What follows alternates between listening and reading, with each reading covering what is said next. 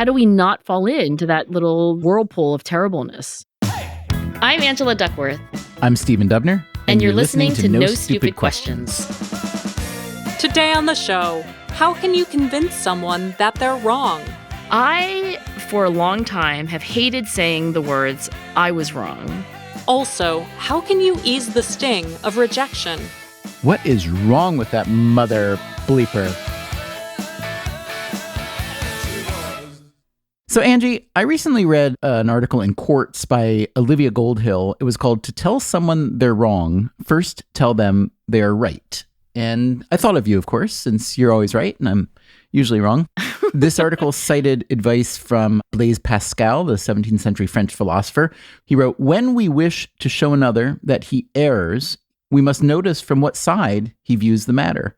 For on that side, it is usually true. And we must admit that truth to him, but reveal to him the side on which it is false. He is satisfied with that, for he sees that he was not mistaken and that he only failed to see all sides." And so, Angie, Pascal argues that this would essentially pave the way for an admission of at least partial wrong thinking. Now, to me, this sounds very sensible, theoretically effective. I want to know from you, has it been tried? Does it work? Is this the way we should all be operating? Well, before we get to Pascal and the modern science of this, you've read Dale Carnegie. You know that I'm a secret super fan of Dale Carnegie, right? You're not a secret super fan. You're a super fan. There's nothing secret about that. I am a super fan. In How to Win Friends and Influence People, I remember he said this and I was like, yes.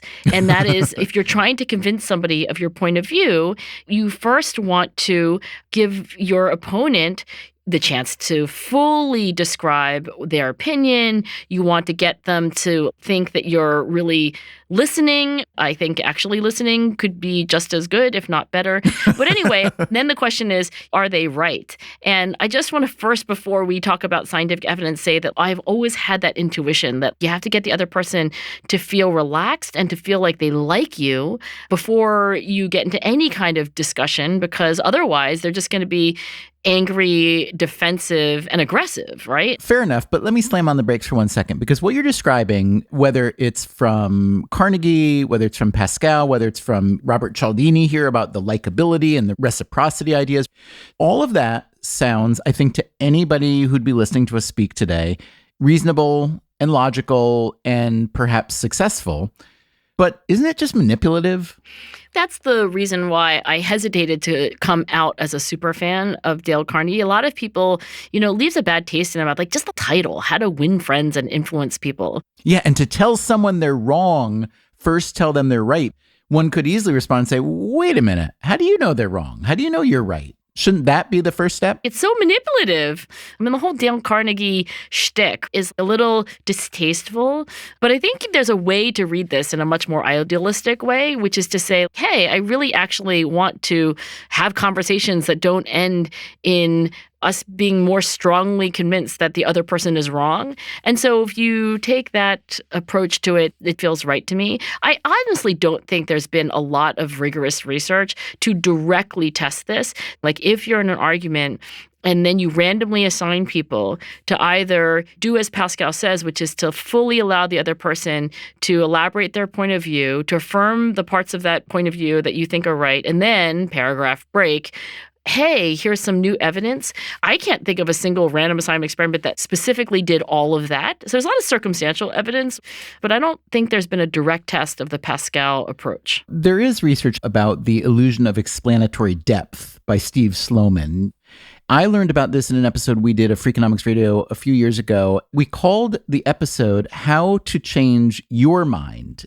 I expressly did that because I am not personally comfortable telling people. You do not want to write a book called How to Win Friends and Influence People. You want to write a book like How to Be a Good Friend and Be Influenced. Well, okay, maybe not that benign, but we did call this episode How to Change Your Mind because the very notion of how to change the other person's mind, to me, presumes an arrogance that I don't wish to own. I'm not saying I don't own it on some dimension, but I don't wish to own it. You wish to disown it. So according to Steve Sloman, there's a big gap between what you know and what you think you know. That gap is called the illusion of explanatory depth. And Sloman said that people fail to distinguish what they know from what others know. So in this study, he asked participants to rate how confident they were in their level of knowledge about a political topic, let's say, climate change, or maybe it's gun control, whatever.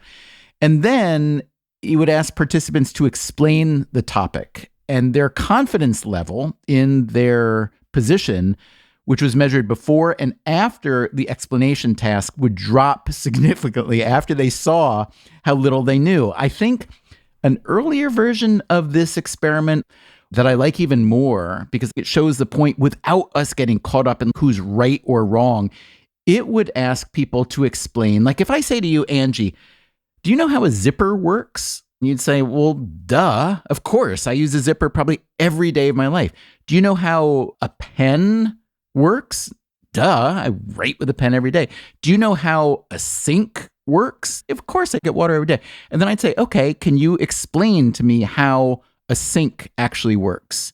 And most of us, unless we are plumbers or plumber adjacent, really can't explain how a sink works. And by understanding that we can't explain in detail the actual workings of that relatively simple physical thing, begin to gain a little humility about what might be a bigger presumption. And that I found to be a fascinating way to assess our own shortcomings and how to deal with other people when we think that their position is, quote, wrong. It should lead to humility.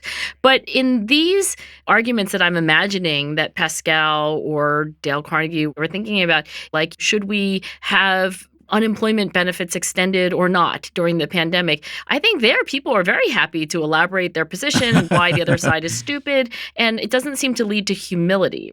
What you were just describing, I think, is different from Pascal. Pascal was saying, hey, if you're having an argument with somebody who believes diametrically the opposite, first just concede ground. First, really hear them out and maybe point out the parts of their argument that you feel are rational.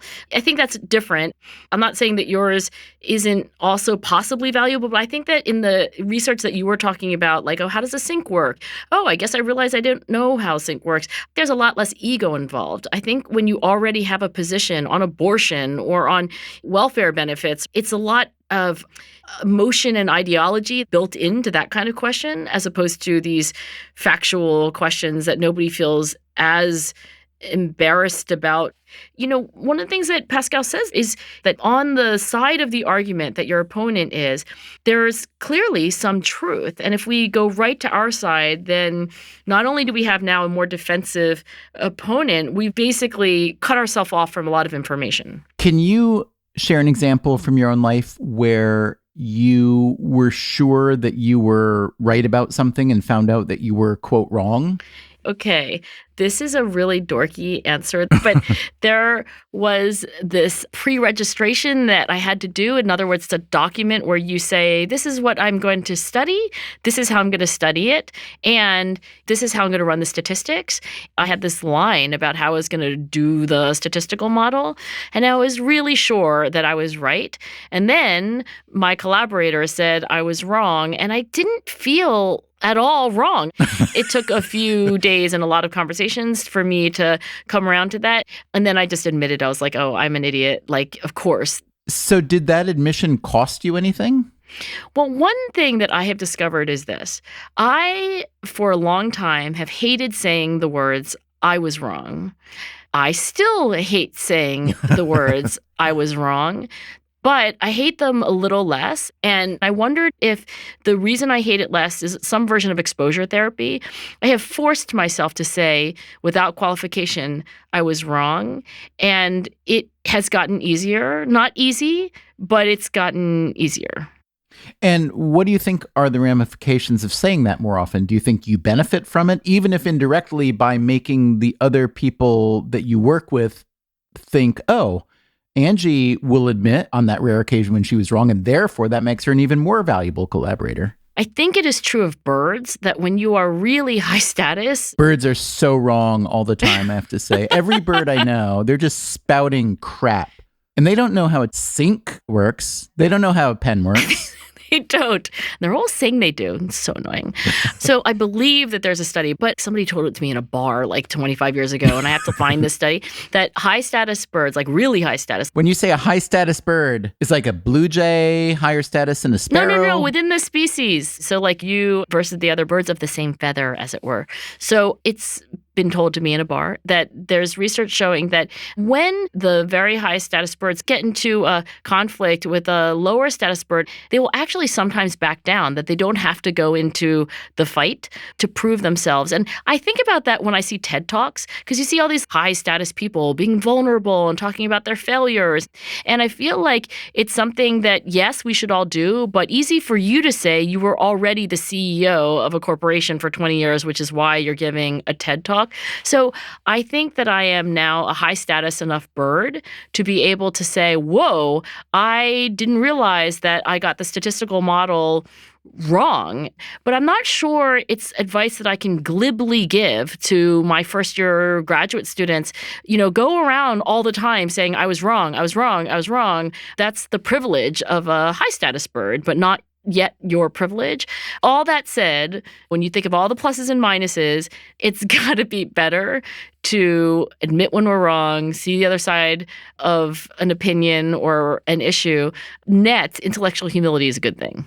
I'm curious if there's evidence to back that up. Do we know anything about how people feel after they change their mind, after they've admitted they were wrong? I'm curious if we actually know whether there is a benefit to that. I don't know. And I'm not saying that the scientific research on how we feel when we do change our minds doesn't exist.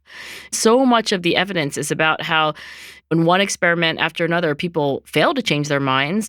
Lee Ross died relatively recently, one of the greatest social psychologists ever. And one of the last papers that he wrote was about his lifetime of work.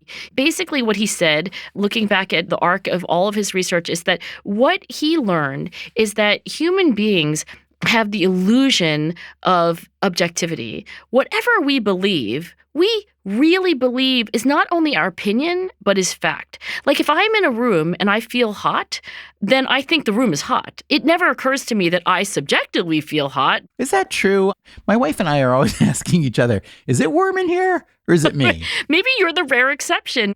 But I think a lot of people, and maybe room temperature is one thing, but on political issues, or you witness an accident and you see things in a certain way, your perspective isn't, oh, I subjectively thought that. You just think it's true. And I think that that is why the preponderance of studies are not about how it feels when you admit being wrong, but just showing that people have a difficult time admitting that they're wrong in the first place. What do you think are the limits to what Pascal recommends? For example, do you think you can use this method with conspiracy theorists? Or do you think there are certain beliefs that are just too wacky to find common ground by explaining what's right and what's wrong? Well, let's take something which is not an abstract example. Let's take the pandemic. What pandemic? That's just a big government effort to take over all our lives and to crater our economy. Exactly. What am I supposed to do to convince you, Mr. Skeptic, to get vaccinated? Let's take that as a very urgent behavioral science challenge. And I've been on innumerable committees from innumerable government agencies and other organizations. Wait.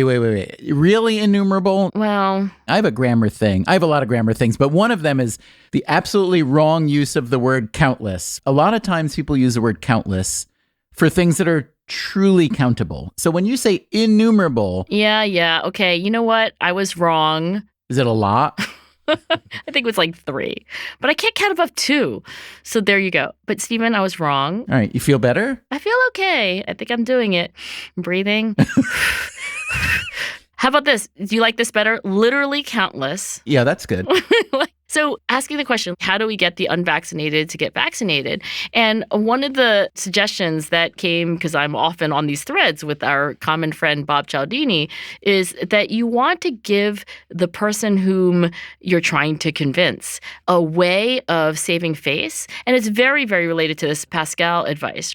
Because what Pascal says is that people feel maybe not good, but better about realizing that there's something they left out than that they were just wrong. Like, oh, did you know that there's this other piece of evidence? And then they can change their mind in a way that saves face. For example, early on in the pandemic, we were trying to convince people to wear masks. Bob said, you have to give them this self-talk. I couldn't have known. I couldn't have known that it's the right thing to wear masks. Now, with new evidence that masks protect the other person, whatever it is, and I'm sure that's beneficial, but I honestly don't have a great answer to how do we help the unconvinced at this point.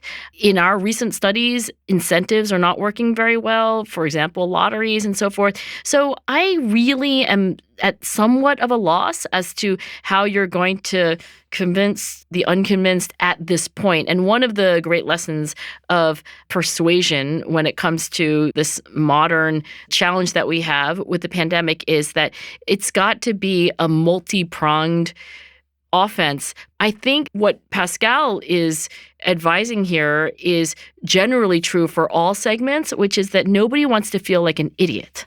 So whatever you're going to do and however you're going to approach that other person's point of view, let's just assume that they don't like feeling like they're stupid. You say that lotteries have not been effective in the effort to get people vaccinated, but I think that the lottery that would be effective hasn't been tried yet, which is to say a really, really, really, really big payout. Like, let's say it's a $10 billion national lottery. And let's say there are 10 winners. They each get $1 billion. But here's the twist. Every single person living in America gets auto-enrolled in the lottery.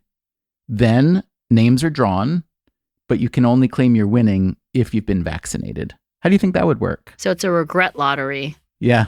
We literally just ran a regret lottery in Philadelphia. Now, we didn't have $1 billion, but we said if you exist, you're in the lottery, and when we draw your name, you're either going to be able to claim your prize or you're going to have regret that you didn't get this prize. And we have pretty good statistical evidence that that did not work.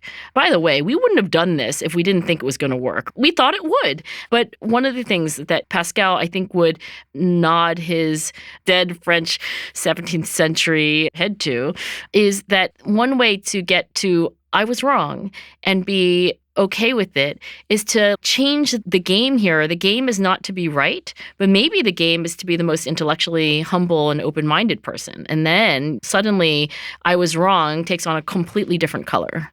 I'm disappointed to hear that the regret lottery didn't work. Yeah, we regret that it did not work. And I'm disappointed for two reasons. One is, as a human, I wish it were more effective. But the other is, I had just written out a check to you for $1 billion and I was going to send it. And now you tell me it's not going to work. So Angie, forget. There goes. Still to come on No Stupid Questions. Stephen and Angela discuss why some people are particularly sensitive to rejections and others don't seem to process them at all. You might be like, no, I can't go out on a Friday night. Okay, see you Friday. Angela, there's a listener question from one Raymond Chen, who writes to say, rejection is a part of life. I agree. Examples include a breakup in a relationship, termination from a job, a paper or book rejected by a publisher. Oof. Yeah, that's tough. No matter how many times you have experienced rejection, it never feels good. The prevailing advice says we should do nothing and move on, but the sting lingers, sometimes for life. How can we acclimate ourselves to weather rejections without feeling like we got hit by a Mack truck?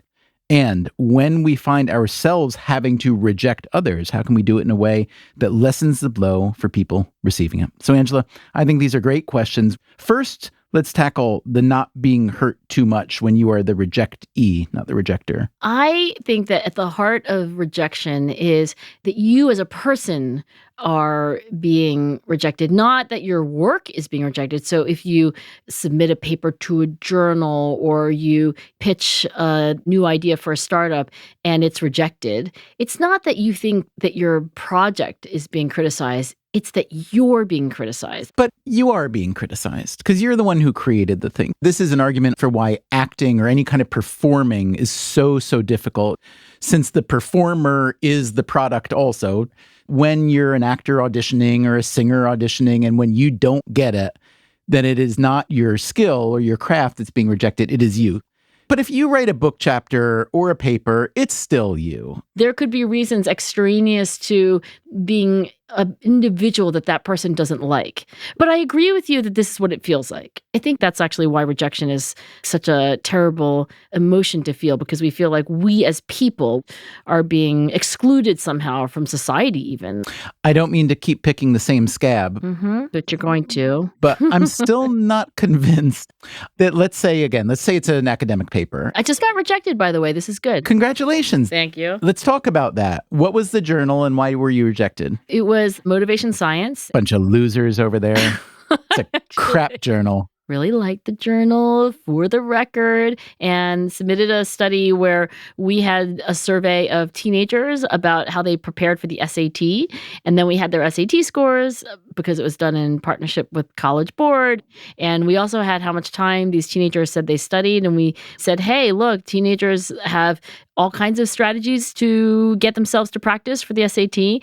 And if you use any of these strategies, it's better than just relying on willpower. And the more strategies you use, the better you do in terms of practice time and your actual SAT performance. So we thought it was a wonderful study. In fact, there's a set of studies. We replicated it, but there were 3 reviewers and an editor, and we got rejected. Let's talk about how you felt when you received that rejection. Do you factor into the rejection decision the fact that every journal gets way more articles than it can publish? If there's only room in that journal for, let's say, 3 articles in the upcoming quarterly volume, and you know they're getting 50, do you use that math in your favor to say, well, this was a pretty good paper, but they couldn't publish everything? That's what I mean, Stephen, about thinking about all the factors that determine your rejection and not just, wow, they must not like me. Like 47 out of 50 papers rejected. That's not about you as an individual being pushed out of the group. What did you tell yourself about that rejection? Did you say, maybe the paper wasn't as good as we thought it was? You know, I think this says something about my probably unhealthy level of confidence that I am always surprised when I get rejected.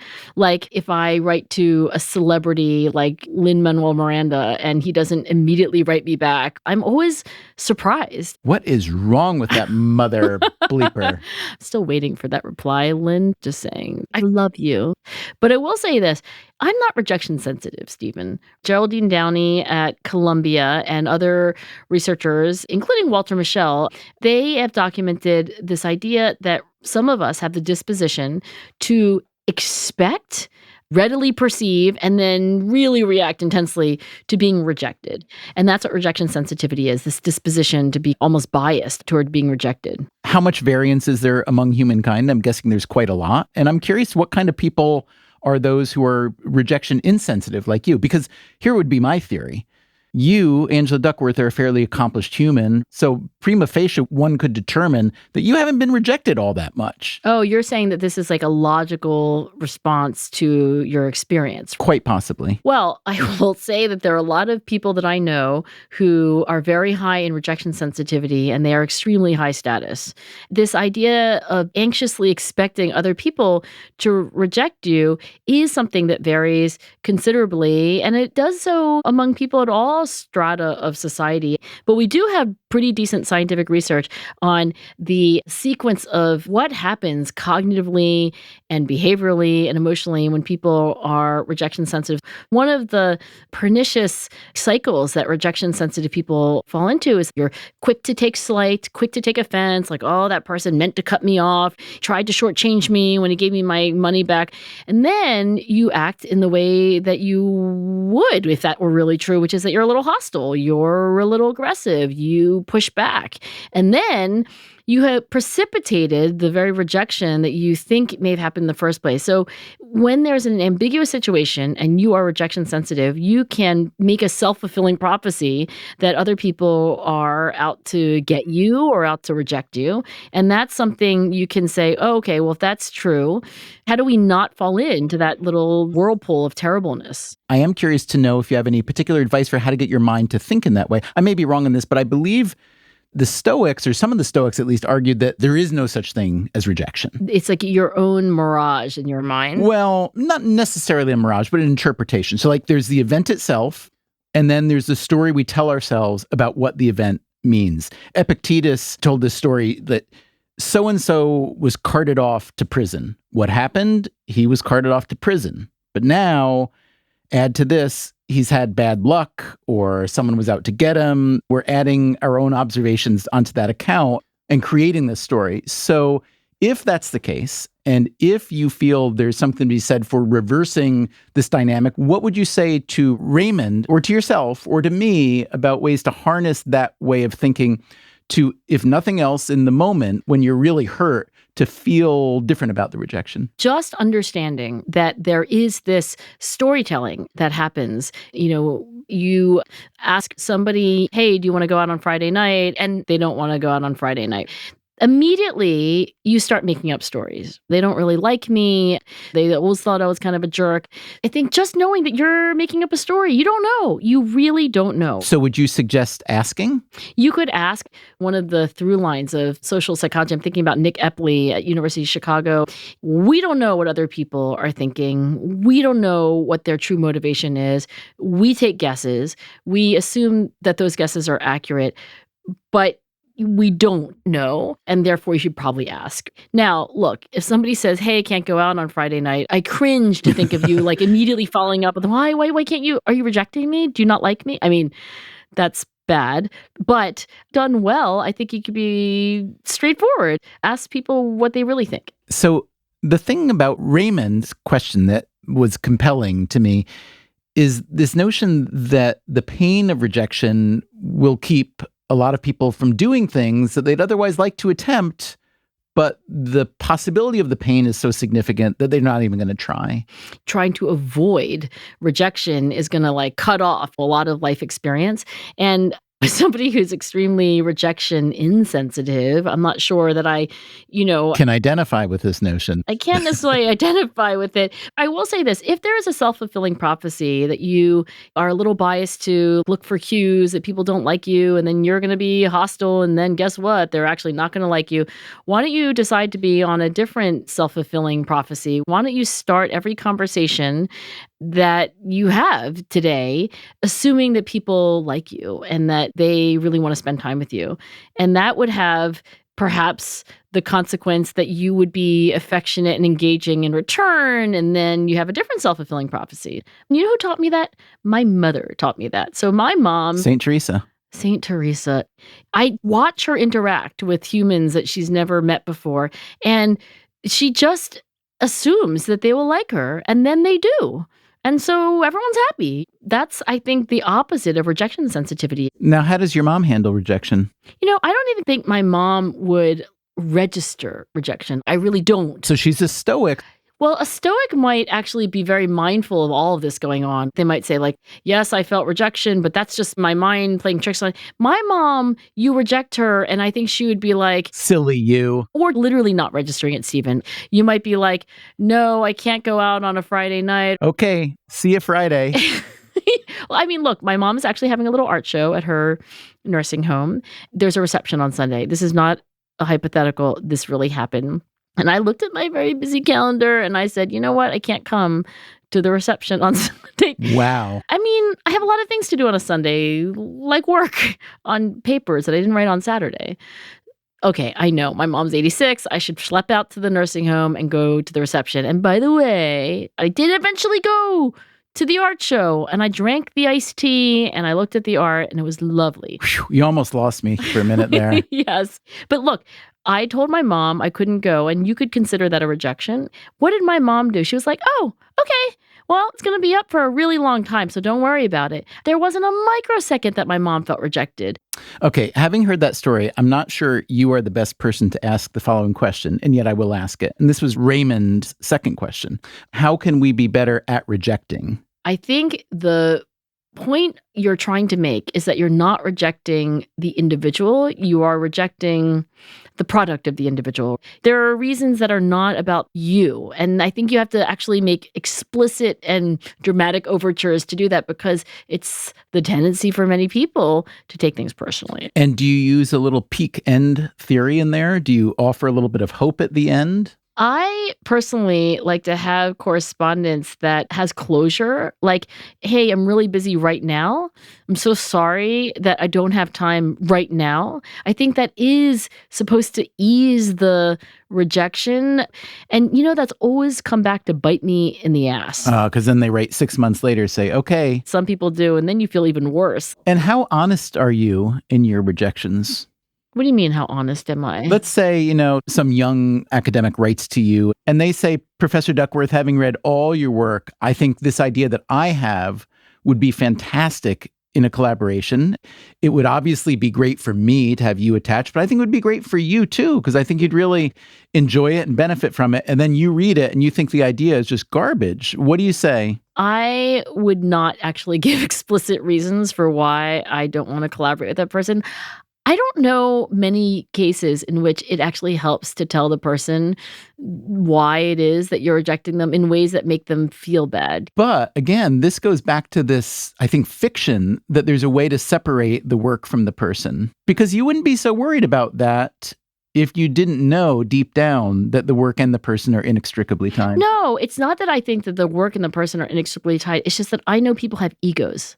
With their emotional being at risk, I just don't want to do that. But I don't necessarily think that means that in some metaphysical way, you can't separate the person and their work. Do you see what I'm saying? I do. So let's say that I need to reject somebody tomorrow. What I've learned thus far is that I want to be a little bit direct, but not very direct. You want to be clear. But not too clear. Kind, but not so kind as to have them think that I actually do want to do something together. A little bit honest, but not really. I basically want to say as little as possible while totally deleting them from my sphere of existence, but not have them feel, quote, rejected. Okay, I'm going to say this a little differently. I think you want to be clear, period. I don't think you get any points here for being unclear. So I think your idea is not great. I didn't say you had to be clear about that. I just said you be clear about what you're going to do. I cannot do that. I cannot endorse your book. Okay. I really appreciate your inquiry, but this is not a good fit for me. How do you like that one? Sure. Or you could just say, with optimal clarity, I really appreciate your email, but I cannot endorse your book at this time. Can I say, Angela Duckworth says that I shouldn't work with you? Yeah, I've heard terrible things about you from Angela. No, I'm not going to recommend that. Here's something that actually works. So Danny Kahneman gave me this advice. I asked Danny for advice about the many people who ask for endorsements of their books. And he said he has a rule, and the rule has two parts. One is that he has to read the work in its entirety. Great rule. Right? I would love to read your work, but my policy is I can't endorse something unless I've read it. In entirety. And you're just thinking there as the asker, you're like, well, now I'm asking for hours and hours and hours and hours of work. And then the second part of the rule is this. I don't endorse books unless I've had some direct role in the creation of the work. And right there, you're like, wow, okay, I'm ruled out on both counts. And that doesn't make you feel bad at all. It's my fault for not having been involved with you before. Well, look, you understand that Danny is merely applying a rule to a case. You wouldn't take that personally. But the rules are written in such a way that almost no one can be eligible. So I think what Danny's able to do is, first of all, he's created a fine mesh sieve, and not a lot of things go through it in terms of taking up his time, which is good because we want Danny Kahneman to be doing psychology and not book endorsements. And nobody's offended. How do you think Raymond will feel having heard this advice from both the rejector and the rejectee side? Do you think there's been anything actually fruitful and useful here? Or does rejection remain this topic that no matter how much marginal tinkering you do is just going to be a difficult thing for everyone in life? Look, there are things that you can do to understand rejection, the vicious cycles of rejection sensitivity, how we can reject people a little more kindly, a little more effectively. But rejection has a sting to it that I don't think ever truly goes away. And that's the reason why we need all this advice. Can I make one final suggestion? Mm-hmm. Can I have you write to Raymond asking for something and let Raymond reject you, just to kind of put one in the pocket. Like, there, I got to be the rejecter. Oh, you want me to get rejected more? Because it doesn't affect you very much. And in this case, Raymond would get to be the rejecter, and Raymond would get to reject Angela Duckworth. Okay. So on behalf of all of us who get rejected more than you, thanks. No Stupid Questions is part of the Freakonomics Radio Network, which also includes Freakonomics Radio, People I Mostly Admire, and Freakonomics MD.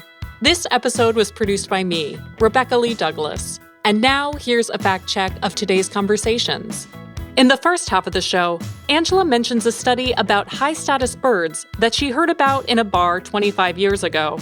I wasn't able to locate a study that matched her exact description, but according to University of Connecticut ornithology professor Margaret Rubega, research does show that birds display at one another. They puff up their feathers, hold out their wings, and make threatening motions. The dominant bird wins once the other bird backs down. An actual physical fight only ensues if neither bird is sure who would win, or if what they're arguing over is valuable enough to risk getting hurt.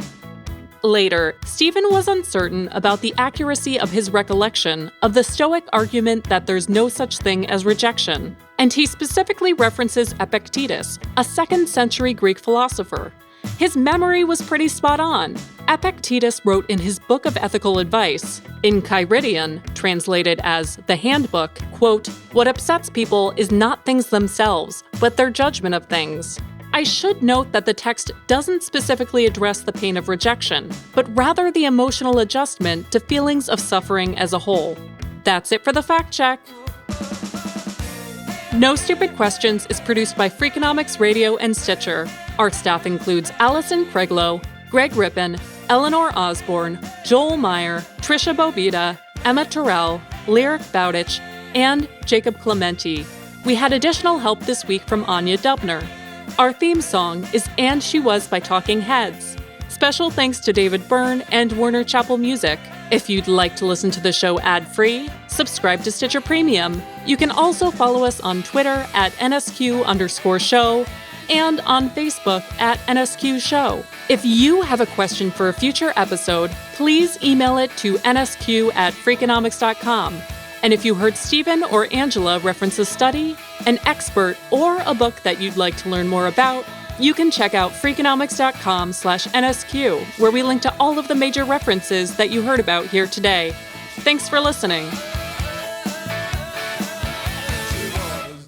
Any word, the more you say it, sounds less sensical. Or when you look at how they're spelled. Yes, and the more you do, you're like, there's no way. Share, S-H-A-R-E, share.